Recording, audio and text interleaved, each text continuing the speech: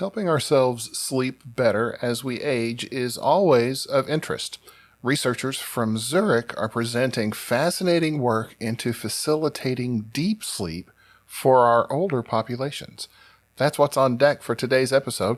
I'm Jay, and this is Somnilopod.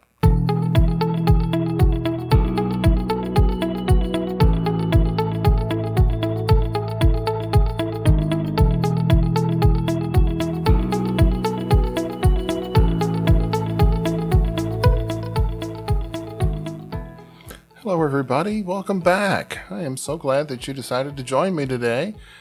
It is a blustery day here. It's cold, it's rainy, and I am feeling it in my bones.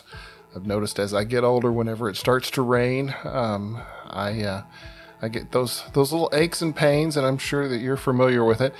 Unfortunately, aging is just a part of life. As we age, our bodies change, our energy levels are altered, and unfortunately for some, sleep quality is reduced.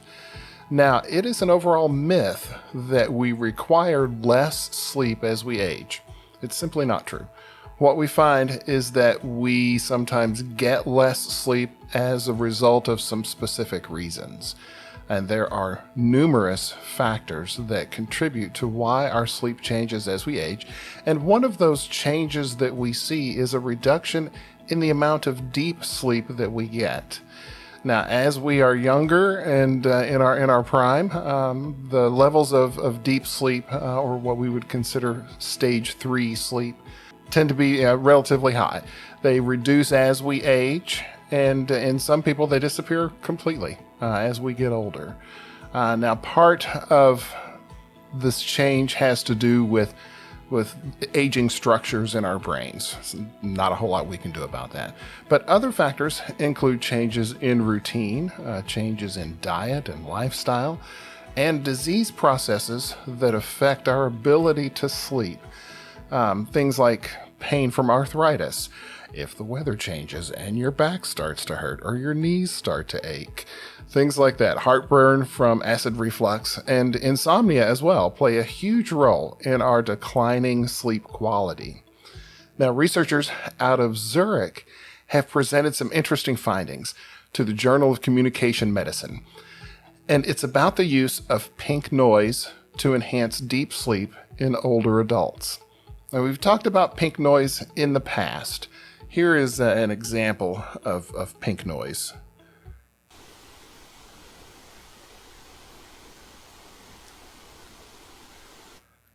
And this is a comparison example of white noise.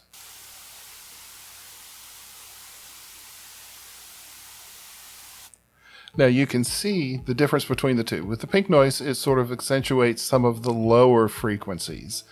And what these researchers have done, they used the pink noise in an experiment to see whether or not they could affect the stages of sleep. And what they did was they used a device called a sleep loop headband. It's a proprietary device that they are developing. And what it does, it has headphones built in, as well as it also has sleep staging technology. So it can determine the stage of sleep that a person's in. And what they did, they looked at the different stages and they used some of the information that they were receiving from the sleep staging to input some pink noise during the stages of deep sleep. And what they found was that they actually were able to enhance the deep sleep in a good 50% of their subjects. It wasn't something that they found that was effective every single night, but on those nights that it was effective, the changes in deep sleep were very robust. Furthermore, respondents reported a benefit in their mood the next day. So you can see why this is an interesting avenue for research. Rather than being in a clinical setting, these people are at home, and they're able to use this type of technology to affect our ability to get a good deep sleep.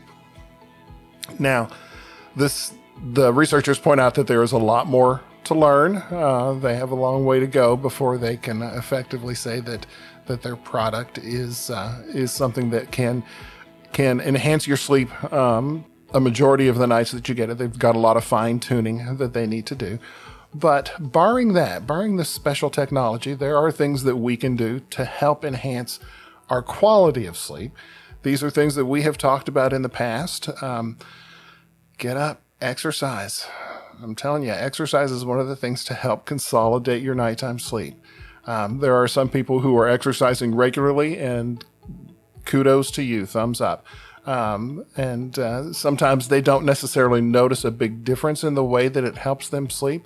So that may mean that there are other things that are affecting your ability to get a good night's sleep. So look at your sleep hygiene. These are things like, do you watch TV at night? Do you get on a laptop or an iPad as you're trying to drift off to sleep? Do you spend hours in bed not sleeping? That teaches your body to be in the bed and to be doing other things rather than sleeping. So there can be a lot of things that can affect our ability to get a good night's sleep, especially as we get older. So give this some attention. Pay attention to some of your sleep quality and the way you're feeling in the morning, and see if some of these things can help. I hope this has been interesting for you.